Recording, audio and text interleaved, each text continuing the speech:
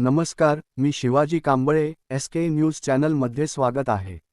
आठवड्यात 73 दारुड्या वाहनचालकांवर कारवाई. लातूर पोलिसांची विशेष मोहीम. लातूर जिल्ह्यात वाढत्या रस्ते अपघातांच्या पार्श्वभूमीवर अपघातमुक्त आणि सुरक्षित वाहतुकीसाठी पोलीस अधीक्षक अमोल तांबे यांच्या संकल्पनेतून विविध जनजागृती उपक्रम प्रभावीपणे राबविण्यात येत आहेत. रस्ते अपघातांमुळे होणारी जीवितहानी कमी करण्याच्या उद्देशाने जिल्ह्यातील सर्व पोलीस ठाण्यांमध्ये रक्तदान शिबिरांचे आयोजन करण्यात आले असून, प्रत्येक रक्तदात्यास सुरक्षित वाहन चालविण्याचा संदेश देण्यासाठी हेल्मेट भेट देण्यात आले आहे.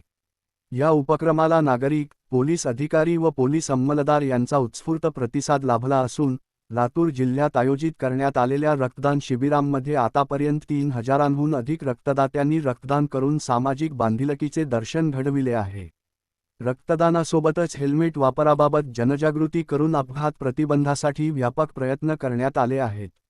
मात्र, रस्ते अपघातांच्या कारणांचा अभ्यास करता दारूच्या नशेत वाहन चालविणारे चालक मोठ्या प्रमाणात अपघातांना कारणीभूत ठरत असल्याचे निदर्शनास आले आहे.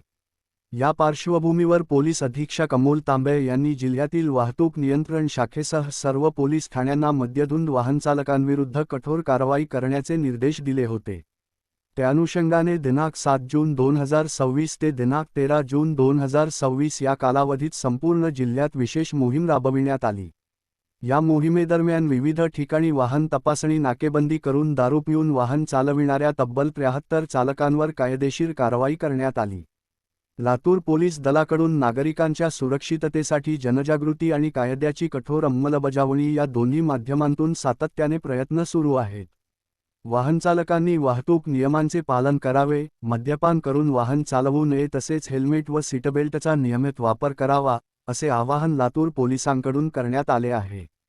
स्वतःचा जीव वाचवा, इतरांचाही जीव धोक्यात घालू नका. दारू पिऊन वाहन चालविणे म्हणजे अपघाताला निमंत्रण देणे होय.